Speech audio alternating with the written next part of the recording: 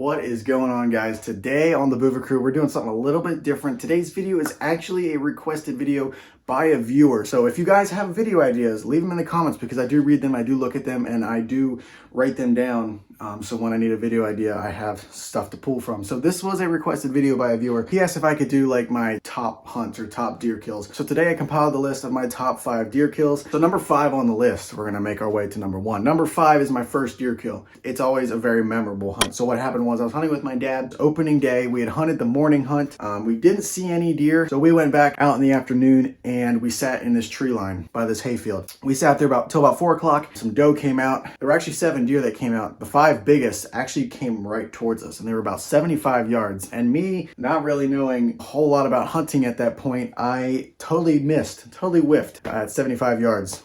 So these deer ran off and I racked another one. I was like, Then we looked down to the field and there were 2 more deer, 2 little yearlings. Fired a shot, miss. Rack another one in, settle in the shot, breathe, shoot, boom. Smacked it. The deer kind of just stumbled and fell over there. So now this other deer is just still standing there. And so we're like, well, then my cousin should shoot it. So he's right there and he shoots it. So we just double it up right there. 2 deer basically laying next to each other. Not really. The one, his deer ran off, but right there in the same field and like 5 minutes apart, we just doubled up. And that was both of our first deer kill. Number 4 on the list was my 3rd deer kill. So me, my brother, and my dad, we went up to the mountains. We were going to go hunting. This was the last weekend of gun season. The gun season here lasts 2 weeks. Sitting in the stand early morning, cold, kind of flurrying, kind of breezy. 8 o'clock rolls around. Some deer come up over the hill to my left. And I don't know what happened, if the wind switched or what, but they just all stopped right when they got to the bottom of the hill. So went back to the cabin, ate lunch, went back out in the afternoon, went to a different stand, a stand that we called the finger stand. So I was sitting in this finger stand all evening, no deer. It's a beautiful evening out, blue sky, clouds, sunset, pretty sunset stuff. Sitting there, nothing's happening. I'm like, man, there's just no deer. And it was down to the wire. This was like the last day of gun season, and I really wanted to fill this tag. This was the last time I was gonna be there for the season. So I made a decision.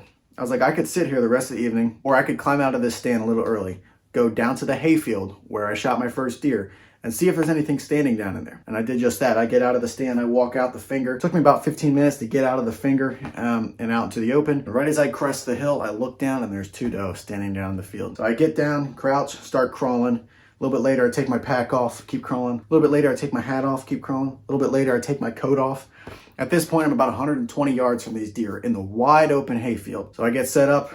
I'm in like a really weird position, offhand, floating. When that reticle landed on that deer, I just boom! I thought I missed. And I stand up and I watch this deer run off and never saw it fall. So I'm walking back up the hill, picking up all my stuff, disgusted with myself. I'm like, how did I just screw that up? Well, I go down to where I shot it, and my dad and my brother, they walk out of the woods, come up to me, start helping me. My dad finds some white hair on the ground. I'm like, okay, I might have hit this thing. So we go down, we walk in that direction, we're looking for blood. My dad and my brother kind of stay in the hayfield and look around. I slip off into the woods to see if maybe it's piled up in a deadfall or something. Didn't find anything, walk out of the woods. Dad, I didn't see anything. He was like, well, Jake, what's that white thing laying over there? And it was the white belly of the deer. So that was pretty cool. The deer died right in the hayfield. When I was watching this deer run, I must have just looked away right when she fell, because she fell right in the field, right where I saw her run. So that was a cool hunt, and I got to fill my tag then. Now, number 3 on the list is my 6th deer. This was an archery kill in the finger. Yes, this is the finger. So me, my uncle, my dad, and my cousin, we were up at the cabin in archery. This was early November. We're trying to fill our buck tags, of course. It's the rut. So the first day, Friday morning, it's kind of rainy, low 40s, upper 30s. I saw a 3-point buck and some doe. I had a little button buck right in front of me. Could have shot it, but let it go. My dad had some encounters with some doe, but he passed them up. I go out that afternoon, still rainy, still sat in the same spot up in the finger. Saw some deer, had a big nanny doe come right up to me in front of me, but I couldn't draw my bow because she would have seen me. So I decided I was going to draw when she was walking away from me. But right when I got set up to draw, she looked back at me. I was like, what are you doing? And then she kept walking, and then she came around, and I'm like, why is she coming back? And I look over and there's a spike buck chasing her. And I'm like, oh, here we go. 3rd time's the charm. I'm going to have another chance at this deer. So I'm ready to draw back on this deer, and she picks me off and she runs away. And that was day 1. Come out the next morning, I go down to the end of the finger. So I was hunting in the middle of the finger at that point. Then I went down to the end. This finger's a couple 100 yards long. So I go down to a lock on at the very end, at the corner. And that morning, freezing cold, flurrying, super windy, like 30-mile-an-hour wind gust. It was like 17 degrees that morning. It was miserable. I was layered up and bundled and freezing. Well, to make the hunt better, 5 doe came up out of the bottom. right up to me. 16 yards, 20 yards. But for some reason, they busted. I'm like, how did these deer bust? So at this point, I'm getting really bummed out and kind of frustrated. All these deer, I'm seeing them, and I'm just not having any good. I'm having these chances and opportunities, but just it's not coming together right. So I go out that afternoon again, still windy, freezing cold. My cousin is with me. He was actually sitting up in the stand that I sat in the first day. So I settle in, and about 2.5 hours later, about 4 o'clock, I believe it was, this lone doe, this young little doe, makes her way up out of the bottom, just like the deer in the morning had. She kept moving. She had no idea I was there, totally oblivious, and it was super windy, so any noise I made was covered by the wind. So I drew back, let her eat. Rage two-blade just whacked her, and crazy blood trail. And so me and my cousin, we went and tracked it, and we're looking at this blood trail. We're like, man, this is a huge blood trail. So we tracked this thing for probably about 75 yards. I'm like, how is this deer still alive? Then the blood trail stops, and we're like, well, where did this thing go? And we basically look down at our feet, and there she is laying in this triangle of deadfalls. Tree here, and a tree here, and she's just laying in the middle. So we're like, found her. So that was awesome. That was a fun hunt. Now, number 2 on the list. This was actually my hunt from this year, my doe kill. It was opening day of gun season. We were at the cabin. If you saw the video, you might have. It's on the channel. But it was awesome because that morning I was out by myself. I had some encounters with some doe, and I almost got one, except when I had the gun up on the rest, and I breathed, and I fogged up my scope. Well, that was dumb. So I went out that afternoon with my cousin, and I was going to film him shoot a buck because I really wanted to see him get a deer, and I was going to film him. But he didn't want to shoot a doe, so he was like, if we see a doe, you're going to shoot a doe. And I was like, are you sure you want me to shoot a doe? I'll let you shoot a doe. Evening comes, it's getting really dark. We hear a gunshot above us up on the neighbor's property. We're sitting down in this like ravine, and man, it scared the crap out of me. Must have been shooting at some deer up in the hayfield. About 15 minutes later, we hear some pitter patter coming down the hill, really crunchy. We're like, that's gotta be deer. And then he nudges me, he's like, right there, deer. 2 doe come down off the hill, and they made their way right over to us. They were about 60, 70 yards from us. I got the gun ready, put it on her shoulder, squeeze the trigger, and she didn't drop. And I was like, why didn't she drop? I thought she was gonna drop. Because I put it on her shoulder, I was expecting her to drop.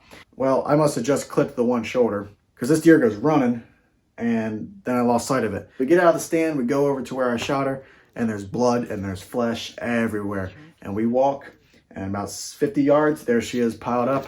And then we actually replayed the video. We could actually see her fall in the video, but we just weren't watching when she fell. So I start field dressing her, gotten her open, and pull her heart out, and her heart was just blown up. That would explain why there was blood and flesh chunks everywhere. I put this hunt on my list because it was really fun to share it with my cousin, share the experience with him. It was a fun hunt. And then when we were getting this deer gutted and everything, like all my family members and all the guys that were hunting came out. And then my uncle had the idea of stringing the deer up on like a skin and pole. And so we carried the deer on a pole like this. And man, tell you, if you've ever done it, you know how much that hurts your shoulder. It is not fun, but it made for a good video, so we did it. And now for my top hunt, my number 1 hunt, the hunt that basically I feel like almost started this YouTube channel, or at least is kind of like a big part of this channel, and for me, a big part of like my hunting career, and that was when I shot Trashcan. So for those of you who don't know, Trashcan was a 9-point buck, okay, big buck that we got on trail camera the weekend that I shot this doe. So I mentioned I shot this doe in archery. Before we went hunting, we checked trail cameras. There's this big buck. We're like, whoa, big buck. Now for our standards, it's a big buck. It scored 107 inches. And for us, that was a big buck. So we're like, oh my goodness, wow, big buck. We named him Trashcan, but we were like, he's probably just a big mature buck cruising through. It's the rut. Probably just, he'll never show up again. He was just cruising through. Well, opening day comes around, and I'm sitting down in this hayfield where I shot my first deer and my third deer, and sitting in this tree stand in this corner on the other side of the hayfield from where I had shot my first deer. And 7 o'clock rolls around. I look across the field. There's a little spike buck, a little one-horn spike buck called the unicorn buck. He's pitter-pattering around there, and I'm just sitting there watching him, having fun. And I hear a twig snap to my left. Look over to my left. I see this dark figure step out of the shadows. And mind you, it's about 7 o'clock, okay? It gets light at 6:45. At 7 o'clock, this deer walks out. There's a deer. Cool. Oh, that's a buck. Huh. Holy crap, that's a trash can. Guys, my heart was freaking pounding. I was like hyperventilating. I could not focus. I have my gun right here and the deer's over here. So I'm like doing this, trying to get the gun off my easy hanger, and it's like clanging against the tree stand, and I'm making so much noise. For me, this was like the coolest experience ever. This deer, 9-point, big mature buck by my standards. It's a big mature buck, 3.5-year-old buck. Pasty white horns, big brown body. This thing just looked super cool walking across the field. And I get the gun set up. By the time I'm ready, he's 90 yards out. I go, Merk, cock the hammer, picks his head up, and he's quartering pretty hard. So I aim back here at his stomach. Boom! I shoot him, and he does this big hind kick with his legs. Then his front legs give out, and he's like bulldozing and stuff. And then he hits this ditch. He's bulldozing like this, and then he hits this ditch and just flips into it. And that's where he died. And there's this big old blood trail and whatnot. And it's like, this is so cool. This was amazing. Pull him out of the water, pull him out of that ditch. There's a little water running through it. Just looking at this thing, I'm like, wow, this is so cool. So anyway, we got him, get him back to the house, show him off to everybody. You know, you gotta brag a little bit, but it was just super cool because everybody was there congratulating me, and it was just an awesome experience. And then when we skinned him out, we actually found the bullet lodged in his front shoulder up here. This bullet right here, this is, as you can see on the bag if you can, trash can bullet. If you can see it, this bullet right here was the bullet that I pulled out of that buck. Punched right through the heart, broke his one shoulder up here, and the bullet got lodged. And that is my number 1 hunt. Thank you guys for watching. If you enjoyed this video, give it a like. If you have video ideas or you want to see something cool like this, leave a comment down below. And if you want to check out the gear I use in my hunts, there'll be links in the description. Thank you guys for watching. See you in the next one.